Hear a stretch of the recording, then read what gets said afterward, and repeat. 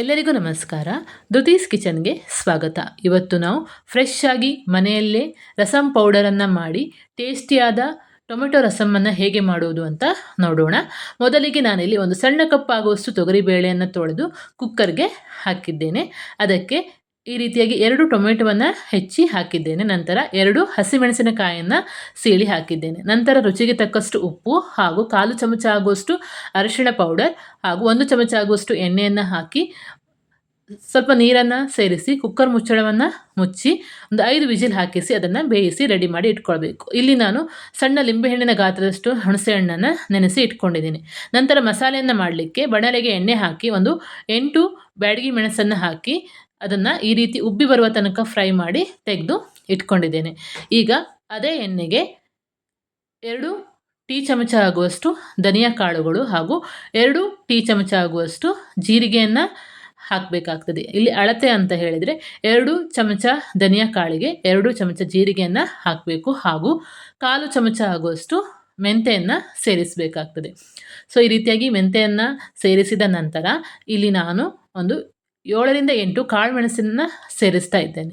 So ಇಷ್ಟನ್ನು ಹಾಕಿ ನಾವು ಒಂದು 5 ನಿಮಿಷಗಳ ಕಾಲ ಚೆನ್ನಾಗಿ ಫ್ರೈ ಮಾಡ್ಕೊಳ್ಬೇಕಾಗ್ತದೆ. ನಾವು ಅಂಗಡಿಯಿಂದ ತರದೆ ಈ ರೀತಿಯಾಗಿ ಒಂದು 10 ನಿಮಿಷದಲ್ಲಿ ಮನೆಯಲ್ಲಿ ಫ್ರೆಶ್ ಆಗಿ ಆಗಿಂದಾಗಲೇ ಮಸಾಲೆಯನ್ನು ಹುರಿದು ರಸಂ ಪೌಡರನ್ನು ಮಾಡಿ ಟೊಮೆಟೊ ರಸಮನ್ನು ಮಾಡೋದ್ರಿಂದ ರಸಮ್ ಅನ್ನುವಂಥದ್ದು ಬಹಳ ಟೇಸ್ಟಾಗಿ ಬರ್ತದೆ. ಈಗ ಇದಕ್ಕೆ ಒಂದು ಮುಖ್ಯವಾದ ಇಂಗ್ರೀಡಿಯೆಂಟ್ಸ್ ಅಂತ ಹೇಳಿದರೆ ಹಿಂಗನ್ನು ನಾವು ಸೇರಿಸಬೇಕಾಗ್ತದೆ. ಈಗ ನಾನಿಲ್ಲಿ ಇದಕ್ಕೆ 1/4 ಚಮಚ ಆಗುವಷ್ಟು ಹಿಂಗಿನ ಪೌಡರನ್ನು ಸೇರಿಸಿ ಗ್ಯಾಸ್ ಫ್ಲೇಮನ್ನು ಆಫ್ ಮಾಡಿ ಇಟ್ಟಿದ್ದೇನೆ. ಈಗ ನಾವು ಆಲ್ರೆಡಿ ಫ್ರೈ ಮಾಡ್ಕೊಂಡಿರುವಂಥ ಒಣಮೆಣಸಿನಕಾಯನ್ನು ಸೇರಿಸಿ ಇದನ್ನು ಮಿಕ್ಸಿ ಜಾರಿಗೆ ಹಾಕಿ ಈ ರೀತಿಯಾಗಿ ಪೌಡರ್ ಮಾಡಿ ರೆಡಿ ಮಾಡಿ ಇಟ್ಕೊಳ್ಬೇಕು.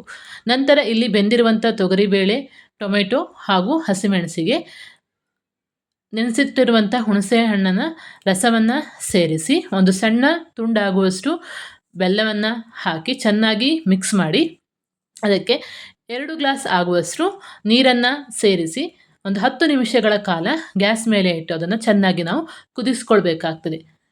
ಸೊ ಕನ್ಸಿಸ್ಟೆನ್ಸಿಯನ್ನು ನೋಡಿ 2 ಗ್ಲಾಸ್ ನೀರನ್ನು ಹಾಕಿ ಈಗ ನಾನು ಅದನ್ನು ಗ್ಯಾಸ್ ಮೇಲೆ ಒಂದು 10 ನಿಮಿಷಗಳ ಕಾಲ ಕುದಿಯೋದಕ್ಕೆ ಇಟ್ಟಿದ್ದೇನೆ. ಈ ರೀತಿ ಕುದಿಯುತ್ತಿರುವಾಗ ನಾವು 1/2 ಇಂಚ್ ಆಗುವಷ್ಟು ಶುಂಠಿಯನ್ನು ಜಜ್ಜಿ ಹಾಕಬೇಕು. ಹಾಗೆ ಫ್ರೆಶ್ ಆಗಿ ನಾವು ಮನೆಯಲ್ಲೇ ಮಾಡಿರುವಂಥ ರಸಂ ಪೌಡರನ್ನು ಸೇರಿಸಬೇಕಾಗ್ತದೆ. ನಾನಿಲ್ಲಿ ಪೂರ್ತಿಯಾಗಿ ಅಷ್ಟು ರಸಂ ಪೌಡರನ್ನು ಸೇರಿಸಿದ್ದೇನೆ. ನಂತರ ರುಚಿಯನ್ನು ನೋಡಿ ಸ್ವಲ್ಪ ಉಪ್ಪನ್ನು ಸೇರಿಸಿ ಲಾಸ್ಟಲ್ಲಿ ಸಾಸಿವೆ, ಒಣಮೆಣಸಿನಕಾಯಿ ಹಾಗೂ ಕರಿಬೇವು, ಹಿಂಗಿನ ಒಗ್ಗರಣೆಯನ್ನು ಹಾಕಿ ಕೊತ್ತಂಬರಿ ಸೊಪ್ಪನ್ನು ಹಾಕಿದರೆ ಟೊಮೆಟೊ ರಸಮ್ ಅನ್ನುವಂಥದ್ದು ರೆಡಿ ಆಗ್ತದೆ.